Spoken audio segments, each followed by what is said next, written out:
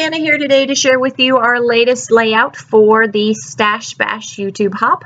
This month we are putting a dent in our stamp stashes and showing you multiple different ways that you can use your stashes on your projects.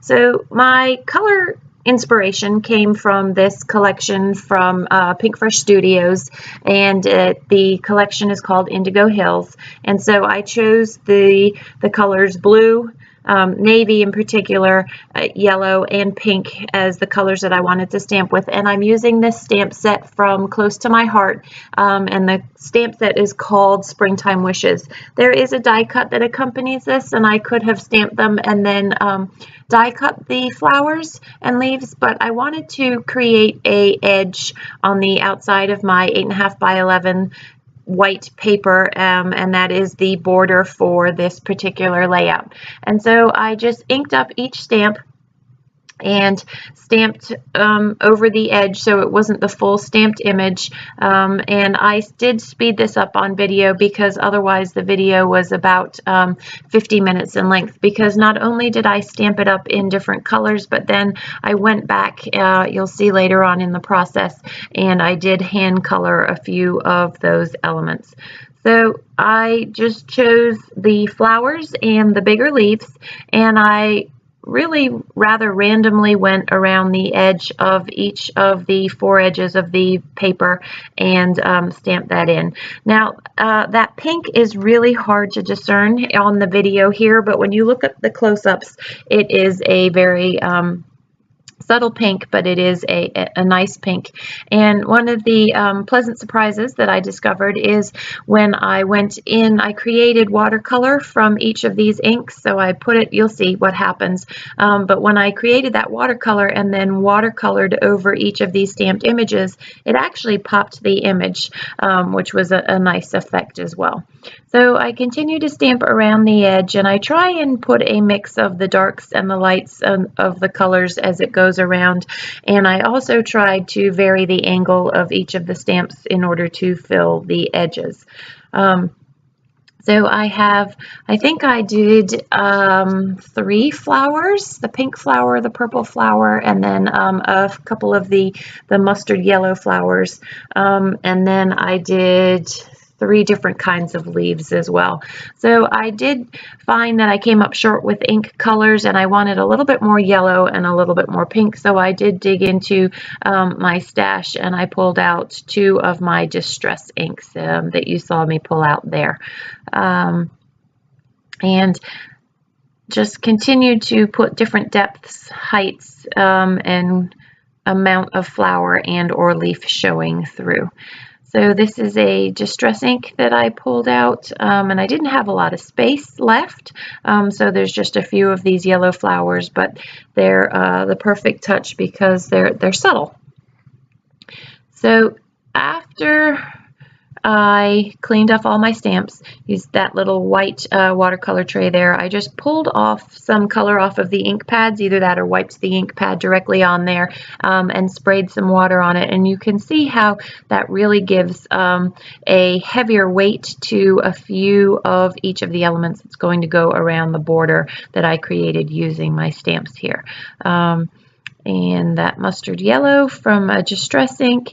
And when you look at the close-ups at the end of the video, you can see how putting that ink really popped the stamped image as well. There's something about, I think it's the nature of the distress ink that reacted to the water and made it a much, see that pink there? It's much more visible because it made the ink a much more reactive ink.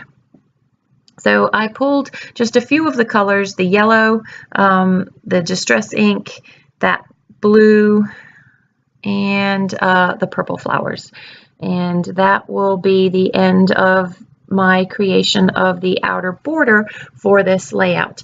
I do run upstairs and I stitch around the edge with my sewing machine just to give a little bit more definition to this. But before I do that, I do decide that I want to back this layout. I like it as it is, but it needs a little bit more definition to it. And so you'll see me playing with a couple of elements before. By putting the elements, I've realized that you can see the watercolor, but not as distinctly as I would like you to be able to. And so I played with the different pieces of pattern paper that I had. I really liked those circles and I thought those would be fun, but it was too busy with the way that I had created the layout. So I tried to make it work. I cut off the edge here and thought that I could just put an edge there. And it may have worked had I not decided to go with an 8.5 by 11 layout. If I'd done it 12 by 12, it may have worked better for me. So I set that aside and pulled out this yellow that it was just perfect for a background to pop the stamped images. And so I cut this down to 8.5 by 11.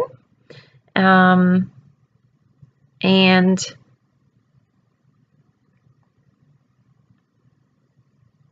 that then means that I need to trim down this paper and I lose some of the stamped image, but that's okay because it's just a 1/4 inch off of each edge that I lost. And it works. I would have liked to have had the full image, but I'd stamped far enough into the page that you didn't lose a lot and it left enough there. So I'm going to, in a minute, run upstairs and just using a navy blue thread stitch around that whole outer border, and you will see how that will really pop the layout much better. But before I do that, I'm going to play around with elements before I decide that. And I knew I was going to stitch, which is why I didn't put the adhesive to the very edge, because that then gums up the needle. And I wanted a couple of other darker elements, and so I fussy cut this particular paper and I put 3 different clusters. You'll see 2 that I decide to go with initially, and then I'll add the 3rd one towards the end of the creation of this layout. So in fussy cutting, I like to use these smaller scissors, and I make sure that I move the paper and I get a much cleaner cut that way. Because of that very skinny stem at the bottom there, I do have a white border around it, but you can't really see it because it is going down onto white cardstock. These pictures are a collage of 4 pictures. They are of my daughter last summer at a little bar-y restaurant that we were at, and she is wearing a sun hat that she had inherited from her great-grandmother, my mother's mother, and she was hamming it up, and we were having fun while we were waiting for our pizza to be delivered, and that's what these pictures are about.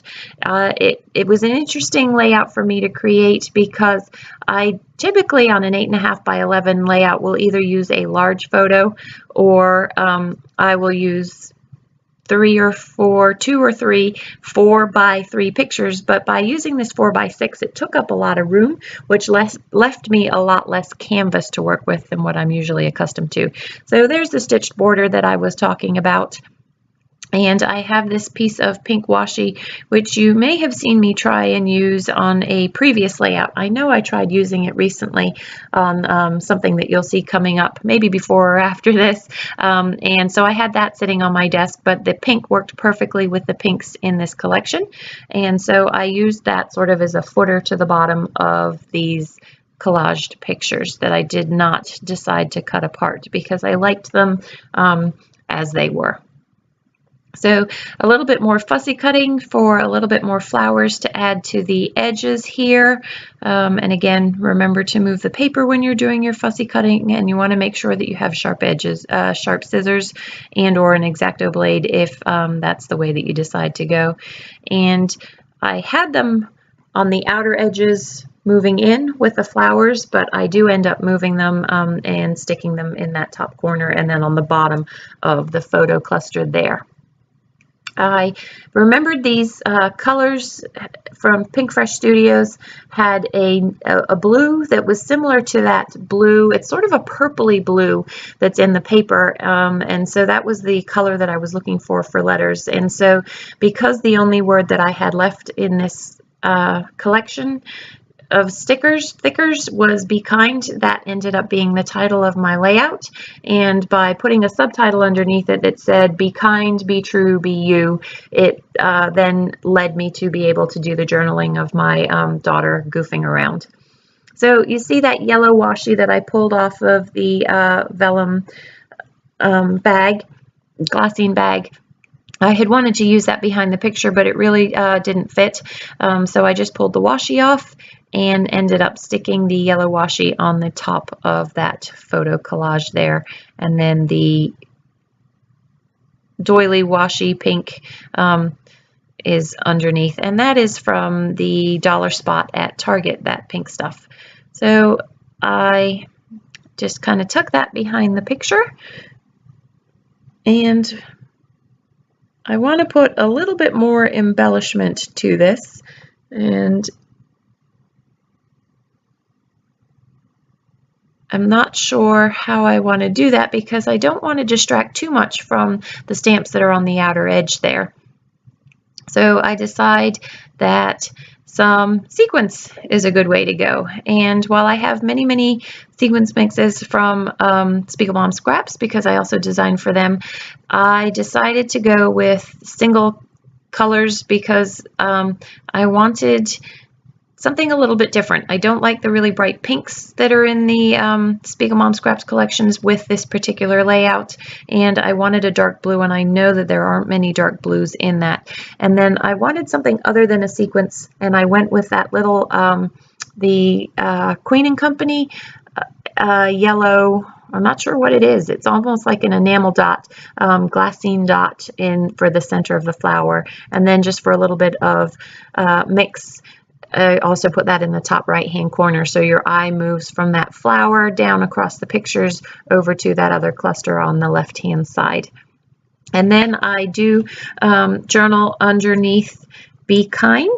I just took an American Crafts pen and did my journaling underneath Be Kind. So I decided I wanted a third cluster to pull your eye across the picture and then down across the title and through the journaling that I will put there.